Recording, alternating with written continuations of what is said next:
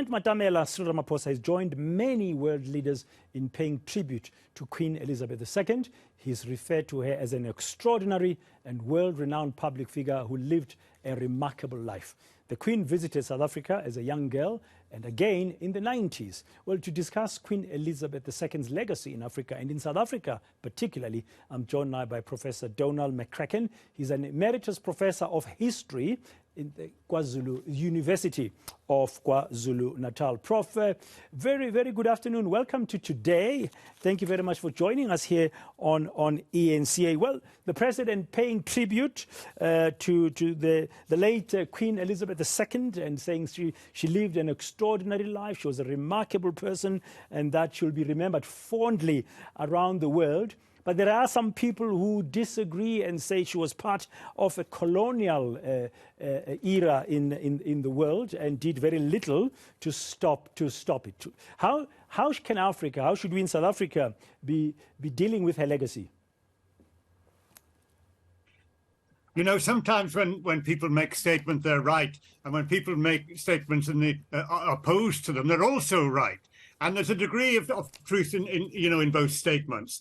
In that the Queen who has died, Elizabeth II, had a great affection for Africa. There's no question about that. The evidence is fairly well established that she adored Africa. But she was, when she started her reign, the Queen of the British Empire, and you can't get away from that fact. When she died yesterday, the British Empire had disappeared. So within a generation, you have this seismic change in world politics, in world history, and she was plonk in the middle of it. But in a sense, she wasn't plonk in the middle of it because the British Constitution does not give any power to a monarch. They are a figurehead. They are there for the pageantry. They are there at best to advise and to caution their prime ministers. But there's very little that a monarch can actually do.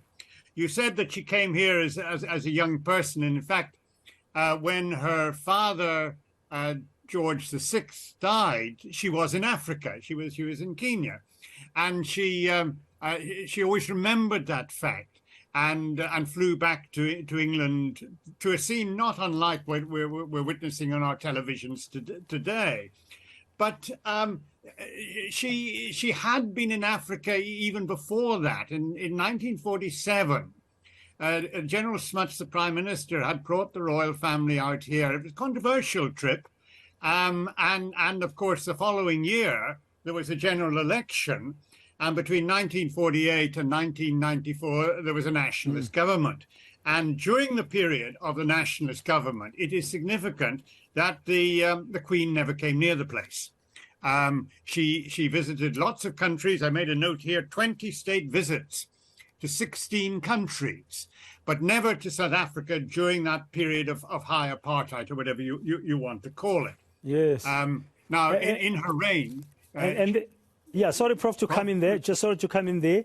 And later on, of course, after democracy had arrived in South Africa, she did visit here, and she built a very close relationship and a fond relationship with Nelson Rolihlahla Mandela, and they used to call each other by first name. That was also a very interesting period in the cordial relations between the new democratic South African government and the royal family of Britain.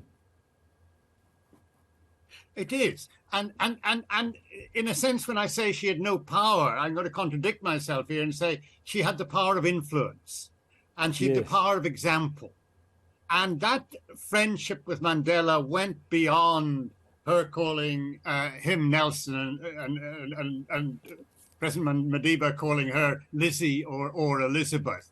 It had a much more deep and meaningful relationship. In a way, she was educating her subjects. You know, it nearly had a medieval feel about it. She was educating their subjects. She was telling her subjects, there's a new world, there's a new order, and it's not a bad order. I approve of this order, and you must approve of it. And of course, Britain has changed tremendously. I don't know that there's any country or very few countries in the world whose psychology, if you can talk of a psychology of a country, has changed so dramatically in the period of one ruling monarch. From being a colonial power, it's now a multicultural power. You just look at the cabinet that was recently appointed there, and it just says it all. And her legacy is in part that transformation, because she never made political speeches. She never interfered in politics, at least not outwardly. And that's a good point. When they open the archives, the royal archives, I think generally historians are going to be a bit disappointed. I think there'll be curiosities. It'll be lovely to see the letters that Madiba and Elizabeth II wrote to each other. But I don't think there's going to be any great sensation about it. I think it's fairly evident the nature of the relationship that she had. Now, she went to lots of African countries, not just South Africa. She went to Kenya 4 times during her reign on state visits, went to Uganda twice. But those 2 visits to South Africa in 1994, March 1994 and 1999, I think probably were more important than all the other visits put together.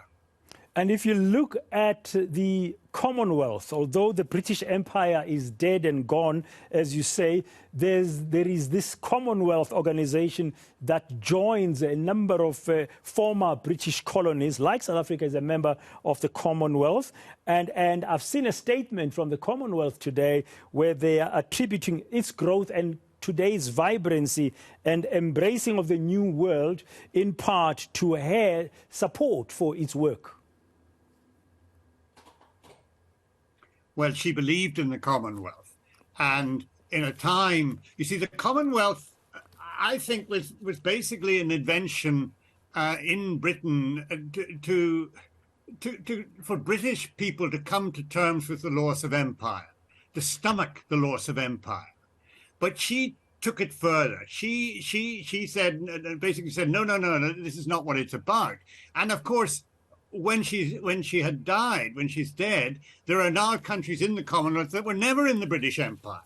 I mean, Mozambique,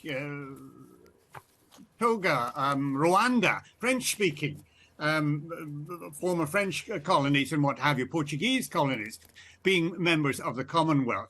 Her legacy is to basically have modernized the royal family, and that's not just in a relationship with Africa and many developing countries. It's also within Britain itself.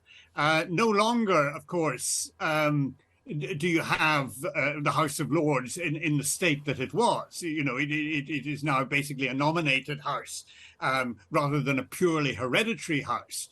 The way that the royal family pays taxation now, as they never did previously, and of course what is coming is going to be relatively, I wouldn't say sensational, but there's going to be some very tough calls made by the new king, by Charles I, but the foundation was laid by her.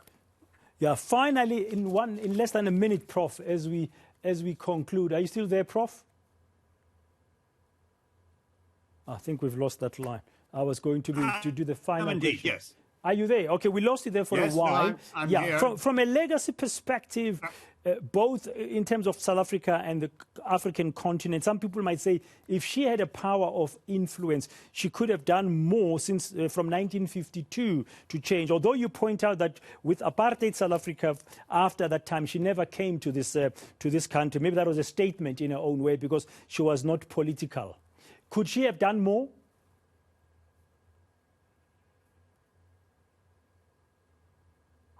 Could she have done more? I doubt it. I doubt it because of the shackles that she was under in the dispensation that is the British royal family. Okay. I think she went beyond what the establishment at the time wanted her to go beyond. But I don't think that she made her public pronouncements by what she did. Okay, thank you very much, Prof, for your analysis and time as we look back at the legacy of the late Queen Elizabeth II, especially when it comes to Africa and South Africa. That's Professor Donald McCracken from the University of KwaZulu-Natal.